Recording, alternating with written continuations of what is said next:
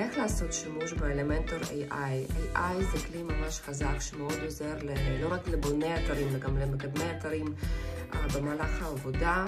ועכשיו למשל אני הייתי צריכה להפוך את טופס יצירת קשר הזה, להתאים אותו לשפה האנגלית, כי כרגע אתם רואים שהוא לא מותאם לשפה האנגלית.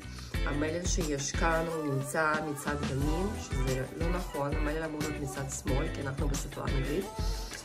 ומאחר והאתר שלי הוא בשפה העברית וכרגע אין לי אתר באנגלית, ואני חיפשתי לפתרון. אני ידעתי שאני צריכה איזשהו קוד מותאם, אבל למזלי יש אלמנטור AI, ומה שאני עושה, אני הולכת ל-Custom CSS, לוחצת על Edit with AI, ואז חשוב מאוד להיות מאוד ספציפיים במה שאנחנו צריכים.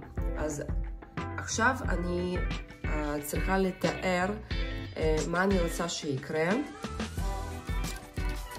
Make this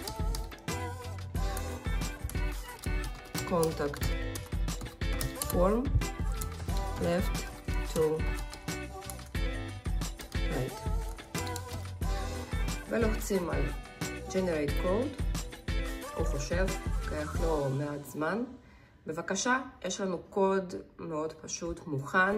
אנחנו אפילו לא צריכים לעשות העתק הדבק, אנחנו לוחצים על Insert, ואנחנו רואים שהטופס יצירת קשר שלנו מוכן, הוא כרגע left to right, זה בדיוק מה שאנחנו רצינו, וכמובן עושים update.